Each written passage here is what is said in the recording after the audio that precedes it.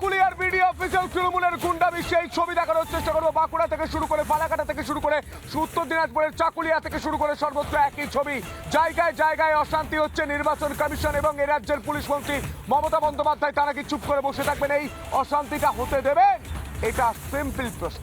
এই প্রশ্নের উত্তর রয়েছে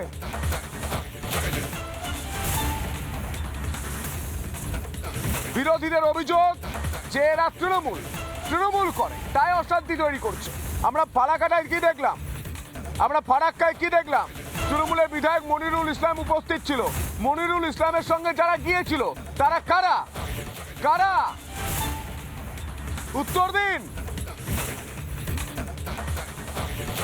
মনিরুল ইসলাম তৃণমূলের বিধায়ক, তার সঙ্গে কে যাবে? কিন্তু সামনে কিন্তু একাধিক বাসের টুকরো বিভিন্ন জিনিসপত্র কিন্তু তুমি দেখতেই পাচ্ছ কিন্তু রয়েছে এবং গোটা বিডিও অফিস চত্বর একদম তুমি দেখতেই পাচ্ছ এবং বিডিও অফিসের যে মেন গেট থাকে সেই গেটটি কিন্তু সামনে কিন্তু একাধিক বাসের টুকরো বিভিন্ন জিনিসপত্র কিন্তু পড়ে রয়েছে তুমি দেখতেই পাচ্ছ কিন্তু রয়েছে এবং গোটা বিডিও অফিস চত্বর একদম তুমি দেখতেই পাচ্ছ এবং বিডিও অফিসের যে মেন গেট থাকে সেই গেটটি কিন্তু সামনে কিন্তু একাধিক বাঁশের টুকরো।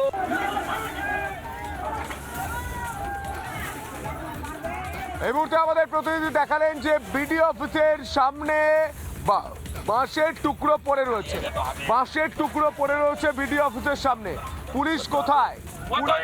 আমাদেরকে আন্দোলনে চালিয়ে যেতে হবে, দরকার পড়লে এর থেকে আরো বৃহত্তর আন্দোলন করতে হবে। অতএব সকল হিন্দু ভাইদের এবং মুসলিম ভাইদের সকলকে আমি একত্রিত হওয়াতে আমাদেরকে আন্দোলনে চালিয়ে যেতে হবে, দরকার পড়লে এর থেকে আরো বৃহত্তর আন্দোলন করতে হবে। অতএব সকল হিন্দু ভাইদের এবং মুসলিম ভাইদের সকলকে আমি একত্রিত হওয়াতে আমাদেরকে আন্দোলনে চালিয়ে যেতে হবে, দরকার পড়লে এর থেকে আরো বৃহত্তর আন্দোলন করতে হবে। অতএব সকল হিন্দু ভাইদের এবং মুসলিম ভাইদের সকলকে আমি একত্রিত হওয়াতে ভ্যান রয়েছে আমার পেছনে দেখা যাচ্ছে, ভ্যানও কিন্তু ঢুকতে পারছে না। গোটা এলাকা কিন্তু থমথমে আগুন চলে যাচ্ছে।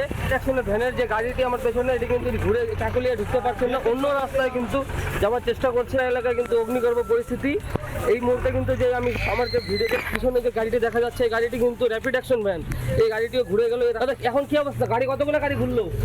অনেক গাড়ি ঘোরানো আছে, আগে দিকে যেতেই পারবে না, ব্লক আছে পুরো। চেষ্টা করছিলাম বারবার করে কিন্তু আমরাও ঢুকতে পারলাম না।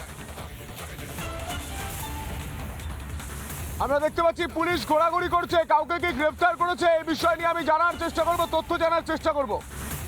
বিডিও অফিসে ভাঙচুর চলছে, পুলিশ গাড়ি নিয়ে ঘুরছে, আটক হয়েছে কাউকে, গ্রেফতার হয়েছে কাউকে, কারা হামলা চালালো এই ছবি আমি জানতে চাই। রাজ্যের উত্তর থেকে দক্ষিণ সর্বত্র একই ছবি, রাঢ়বঙ্গ থেকে শুরু করে সর্বত্র একই ছবি। জায়গায় জায়গায় বিডিও অফিসে ভাঙচুর চালানো হচ্ছে।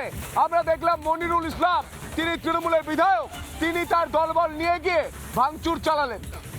কেন? এসআইআর করতে দেবো না। আরে 99% এসআইআর কমপ্লিট হয়ে গিয়েছে, এসআইআর করতে দেবেন না মানে কি কি চাইছেন? এই বিষয় নিয়ে আরো কথা বলবো। আমাদের সঙ্গে রয়েছেন টেলিফোন লাইনে বিজেপি বিধায়ক শঙ্কর ঘোষ। শঙ্করবাবু, কি বলবেন? রাজ্যের উত্তর থেকে দক্ষিণ বিডিও অফিসে জায়গায় জায়গায় অশান্তি হচ্ছে। নির্বাচন কমিশন এবং এ রাজ্যের পুলিশ মন্ত্রী মমতা বন্দ্যোপাধ্যায় তারা কি দেখতে পাচ্ছেন না? দেখুন, ব্যক্তিগতভাবে পশ্চিমবঙ্গের নাগরিক হিসেবে পশ্চিমবঙ্গের সমাজে এই ধরনের পরিস্থিতি তৈরি করবার জন্য মুখ্যমন্ত্রী সহ তৃণমূল কংগ্রেসের নেতা, জনপ্রতিনিধি, মন্ত্রীদের উস্কানিমূলক মন্তব্যই হচ্ছে দায়ী।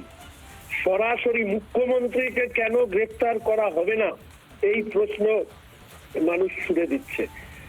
আজকে অনেকে এই প্রশ্ন এই সময়কালে উঠে এসেছিল, অনুপ্রবেশকারীরা কোথায় ইত্যাদি কোথায়।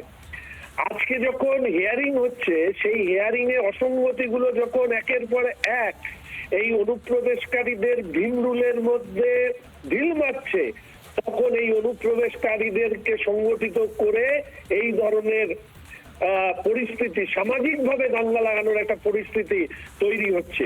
ফলে এর জন্য দায়ী যদি কেউ থাকে সেটা মুখ্যমন্ত্রী। এবং মানুষ প্রশ্ন করছে যে ইডির হাত থেকে ফাইল ছিনিয়ে নেওয়া থেকে শুরু করে উস্কানিমূলক মন্তব্য দিয়ে একের পর এক ফারাক্কা, এরপরে চাকুলিয়া, বিভিন্ন জায়গায় বিডিও অফিসের উপরে আক্রমণ, এটা তো একদম পরিকল্পিত রাজনৈতিক কর্মসূচি করে তৃণমূল কংগ্রেস এই কাজ করছে।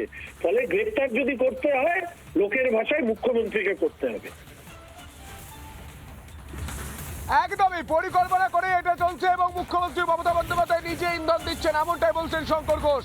অসংখ্য ধন্যবাদ আপনাকে।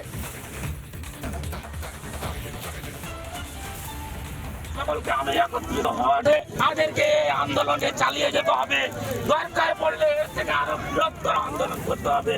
অতএব সকল হিন্দু ভাইদের এবং মুসলিম ভাইদের সকলকে আমি একত্রিত হওয়াতে আমাদেরকে আন্দোলনে চালিয়ে যেতে হবে, দরকার পড়লে এর থেকে আরো নানা ধরনের কন্টেন্ট দেখার জন্য লাইক করুন, শেয়ার করুন আমাদের ফেসবুক পেজ, সাবস্ক্রাইব করুন আমাদের ইউটিউব চ্যানেল।